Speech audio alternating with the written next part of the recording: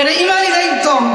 আমার সন্তান কি করছে, আমার সন্তান কোথায় যাচ্ছে, আমার সন্তান রাত্রিবেলা কোথায় রাত যাপন করছে, আমার সন্তান স্কুলে গিয়ে কি করতেছে, আমার সন্তান ইউনিভার্সিটি গিয়ে কি করতেছে, তার উঠা বসে কাদের সাথে, তার যে চিন্তা চেতনা কাদের সাথে মিল খায়, এগুলো আমাকে ঠিক করতে হবে, আমাকে ফলো করতে হবে। আমার সন্তান কার সাথে উঠা বসা করে, আমার সন্তান কাদের সাথে মিলামেশা করে, এটা আমাকে বুঝ নিতে হবে। বিদায় হিসেবে এটা আমার ইমানি দায়িত্ব, নৈতিক দায়িত্ব, মানবতার দাবি যায়। তাহলে নিজেকে একবার প্রশ্ন করেন যে আমি পিতা হয়েছি, আমি আমার সন্তানের জন্য দেখা যায় সকালবেলা রিক্সা নিয়ে বের হই, সকালবেলা অফিস করতে বের হই, সারাদিন সময় 24টা ঘন্টা তার নিয়ে থাকি, তার মুখের মধ্যে এক মুঠো ভাত কিভাবে উঠিয়ে দেওয়া যায়, তাকে একটি ভালো পোশাক কিভাবে পরিধান করা যায়, সে চিন্তায় আমরা 24টা ঘন্টায় নিহত থাকি।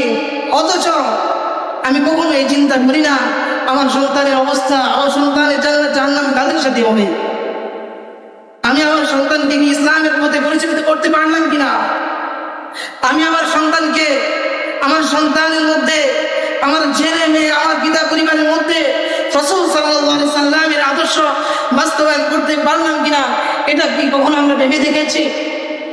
অথচ ইমানি দায়িত্ব, পিতা হিসেবে আমাদের নৈতিক দায়িত্ব ছিল আপনার সন্তানকে ইলমের শিক্ষা করা এবং আপনার সন্তানকে সঠিক পথে পরিচালনা করার দায়িত্ব কার ছিল? পিতা হিসেবে দায়িত্ব কার? এটা আপনার না আমার, এটা আপনার দায়িত্ব ছিল।